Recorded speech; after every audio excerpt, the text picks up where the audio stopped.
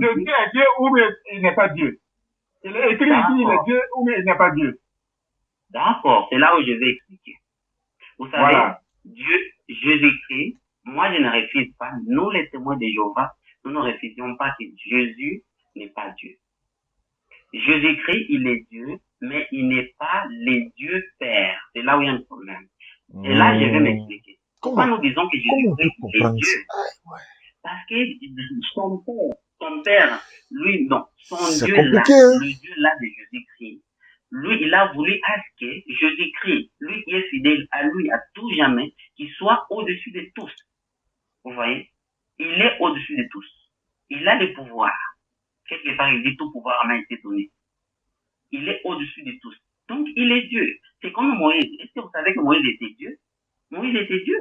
Dieu a dit, je vais te faire Dieu devant les Égyptiens. Donc, le terme Dieu, c'est pas quelque chose qui doit quand même nous embrouiller. Non, le terme Dieu, c'est un qualificatif qui désigne une puissance, une supériorité. Mais tout le monde peut devenir Dieu, mais il y a un Dieu tout puissant. Tout comme en Luc, on dit, Jésus priait, passait tout le temps à prier Dieu. Vous voyez? Et d'ailleurs, lorsque vous voyez dans Jean, dans Luc, lorsque vous lisez lorsqu'il est ressuscité, c'est en Matthieu chapitre 26, je pense, non, en Jean chapitre 20, verset 17, lorsqu'il est ressuscité, il répond à Marie.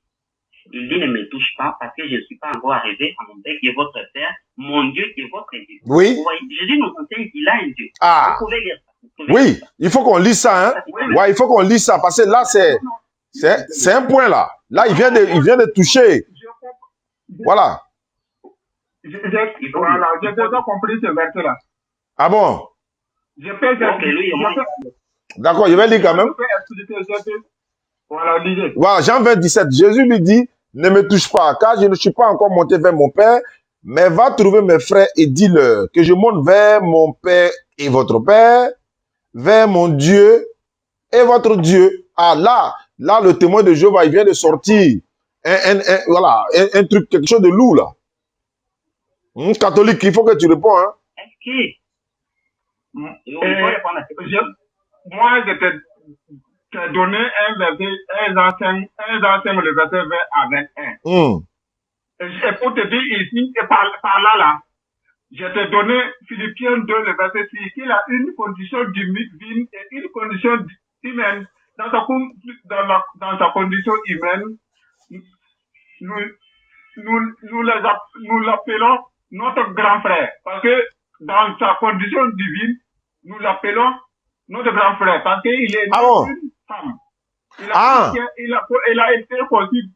a été conçu du Saint-Esprit et prend chair de la Vierge Marie. Là, il est devenu homme. Donc, il est notre grand frère. Laissez, je vais vous expliquer. Expliquez. Il est le créateur, mais il ne déclare pas comme si c'est lui le Père. Ce n'est pas à lui d'attribuer les plus dans le royaume des cieux à venir. Quand on lit dans Matthieu 20, 23, il ne réclame pas sa voix, il ne réclame pas sa divinité.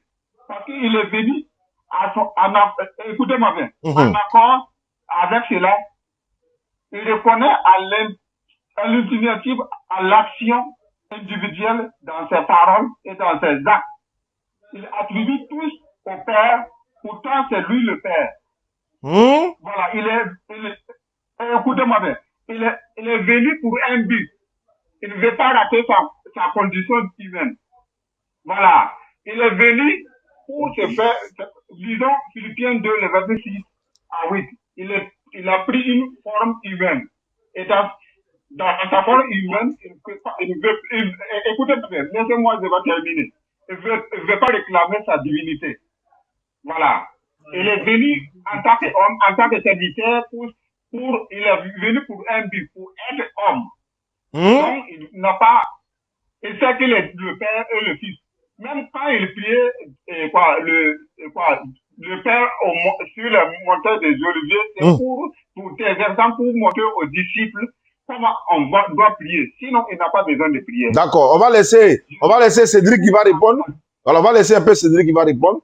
On dit quand Jésus priait, là, il donnait l'exemple. Sinon, c'est lui-même qui est Dieu. Donc, Voilà, il priait Dieu, mais... Jésus n'a pas besoin de prier. Ah, Il n'a pas besoin de prier. ah. Donc, Cédric, Et il n'est pas venu pour réclamer sa divinité. ah, il n'a pas Il est béni. venu en tant que forme humaine. Voilà. Donc, il n'a pas dit, il n'a pas voulu qu'on sache qu'il est Dieu. Il n'a pas voulu qu'on sache. Non, il est venu en forme humaine. Comment il peut réclamer sa divinité? Donc, La condition humaine est une condition divine. je veux dire, non, je veux savoir, comment tu es modérateur? Il a caché côté Dieu là, non, il ne voulait pas qu'on sache. Il n'a pas caché. Il ne veut pas réclamer. Ah, il ne veut pas réclamer. Fils de l'homme. Pourquoi il appelle tout un fils de l'homme? C'est parce qu'il est venu en forme humaine. D'accord. Donc, attends, Wamba, Cédric Wamba, il faut répondre à ça. Lisons quoi? Jean 8, le verset 56 à 57. D'accord, Jean 8. Il a dit 56 à 58. Voilà, il dit avant qu'Abraham ne fût, je suis. Mais je vais directement au 56. Il dit quoi? Abraham, votre père, a tressailli de joie de ce qu'il verra mon jour. Il l'a vu, il s'est réjoui. Les Juifs lui disent, tu n'as pas encore 50 ans et tu as vu Abraham. Jésus leur dit, en vérité, je vous le dis, avant qu'Abraham ne fût, je suis. Ok, mais on va laisser à Wamba de répondre à ça, comme tu as posé beaucoup de questions. Alors, mon frère Cédric, le témoin de Jéhovah, voilà ce que le catholique a dit. Hein. Il a donné beaucoup d'arguments. Continuez jusqu'à 58. Bon. Voilà, il dit, au verset 57, les Juifs lui disent, tu n'as pas encore 50 ans et tu as vu Abraham. Verset 58, Jésus leur dit, en vérité, je vous le dis, avant qu'Abraham ne fût, je suis. Verset 58. 58, jusqu'à 58. C'est 58, je viens de lire là. Avant qu'Abraham ne fût, je suis. Ah. Voilà. Avant qu'Abraham fût, je suis. C'est le 58, Jean 8, 58. Donc Wamba, il faut répondre à ça, s'il te plaît. Le témoin de Jéhovah va répondre aux catholiques. Allons-y. Avant Abraham ne fût, je suis. Ouais, ça c'est un point. Hein. Je vais donner des révélations. D'ailleurs, là, on ne cite pas même Abraham, on parle de la terre. Ah bon? Avant que la terre soit, avant que la mer soit, lui, il fut déjà. Donc, on ne peut pas même citer Abraham ou même Adam. Ah ouais, c'est clair.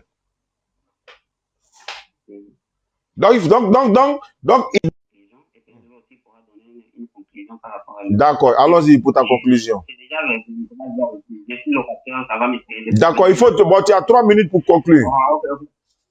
D'accord, je vais dire ceci. Nous, les témoins de Jéhovah, c'est pas un débat, mais penser s'égarer à lui.